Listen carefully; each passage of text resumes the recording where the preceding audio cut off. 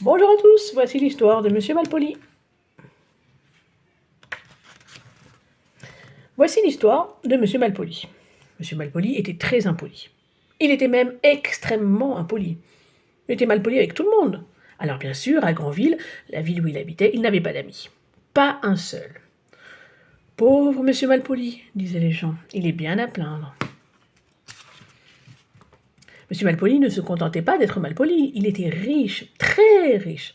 L'un des plus riches du monde et peut-être même le plus riche. Il avait la plus grande, la plus longue limousine de Granville. Il avait le plus grand, le plus vaste parc de Granville. Il avait, tout en haut d'une colline, la plus grande, la plus grosse maison de Granville. Il habitait là, tout seul. Pauvre Monsieur Malpoli. Ce jour-là, Monsieur Malpoli se promenait dans son grand parc, quand soudain il entendit une voix. Petite voix. « Bonjour !» dit la voix. Monsieur Malpoli regarda autour de lui, et là, parmi ces milliers de fleurs, il aperçut un lutin. « Et vous pourriez me répondre ?» lui fit remarquer le lutin. « Non, fichez le camp !» répliqua Monsieur Malpoli, très impoliment. « Oh, mais je sais qui vous êtes !»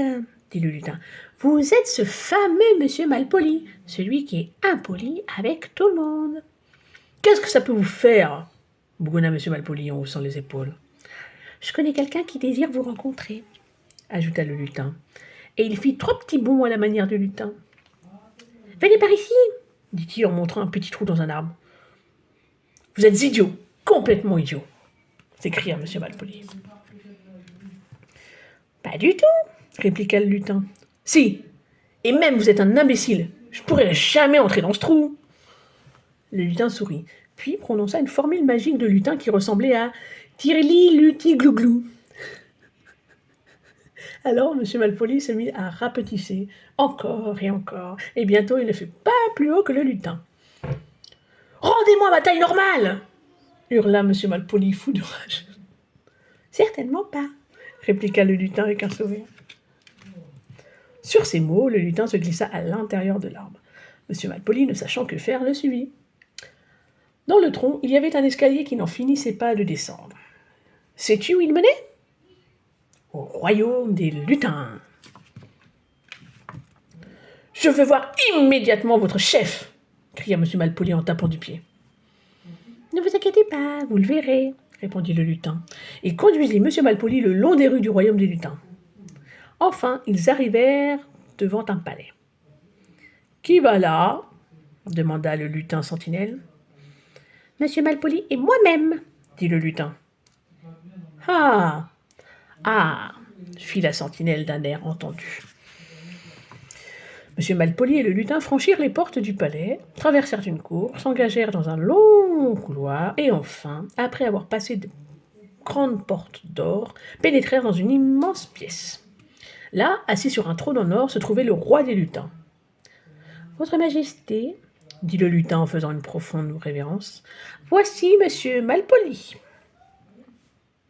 Ainsi c'est lui, ce monsieur impoli avec tout le monde et qui n'a aucun ami, » dit le roi. « N'importe quoi !» s'exclama Monsieur Malpoli. « Je vois que ce que l'on dit est vrai, » continua le roi. « Cependant, je vais vous permettre de retrouver votre taille normale, mais lorsque vous serez de retour à Granville, si vous vous montrez de nouveau impoli, vous redeviendrez aussi petit qu'à présent. C'est clair ?» Le lutin et Monsieur Malpoli retraversèrent le royaume des lutins, remontèrent le même escalier et sortirent de là par le même petit trou. Monsieur Malpoli se retrouva dans son grand parc. Le lutin murmura quelque chose qui ressemblait à « Yol, glol, gui, turle, riri », c'est-à-dire « tirli, luti, glouglou » à l'envers. Monsieur Malpoli se mit à grandir et retrouva sa taille normale.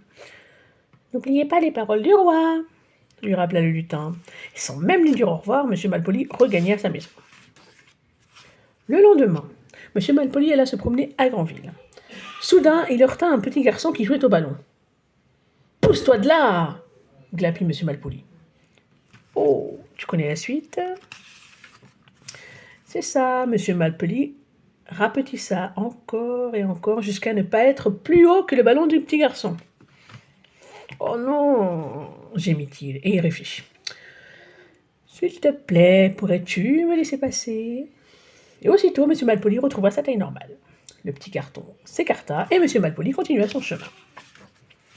M. Malpoli croisa une vieille dame chargée d'un lourd panier à provisions. « S'il vous plaît, pourriez-vous m'indiquer l'heure ?» demanda-t-elle. « Non, » répondit M. Malpoli. « Tu devines la suite, n'est-ce pas ?» Eh oui, M. Malpoli rapetissa encore et encore, et il devint si petit qu'il aurait pu tenir dans le panier de la vieille dame. « Oh non !» gémit-il, et il réfléchit. « Pardon, fit-il, je voulais dire, il est 11h25. » Et aussitôt, M. Malpoli retrouva sa taille normale. La vieille dame le remercia du renseignement, et il continua son chemin. Il alla ensuite acheter son journal au coin de la grande rue de Granville. Il s'éloignait déjà quand soudain il s'arrêta, réfléchit, et retourna vers le vendeur. « Merci, lui dit-il. « Merci !» C'était la première fois que M. Malpoli prononçait ce mot. Le vendeur lui sourit. « Un sourire ? Mais c'est également la première fois qu'on en a adressé un à M. Malpoli. » Un peu plus loin, un passant demanda à M. Malpoli le chemin de la banque. M. Malpoli fallut lui répondre « Fichez-moi la paix !» Mais il se retint à temps, réfléchit et dit « C'est par ici. Voulez-vous que je vous accompagne ?»« Oh, merci beaucoup, dit le passant. Vous êtes trop aimable. » Et c'était la première fois qu'on disait à M. Malpoli qu'il était aimable. Tout heureux, il sourit. Pour la première fois de sa vie, M. Malpoli était heureux, et ça lui plaisait. Sais-tu que depuis ce jour, M. Malpoli a beaucoup changé ? Il est toujours l'homme le plus riche de Granville et peut-être du monde, mais maintenant il a beaucoup d'amis. Et il sourit tout le temps, et il ne devient plus jamais tout petit. À ton avis, quels sont les 2 mots que M. Malpoli emploie le plus ? S'il vous plaît, et merci. Alors, si jamais tu as envie d'être impoli envers quelqu'un, s'il te plaît, prends garde au lutin. Et merci d'avoir lu cette histoire.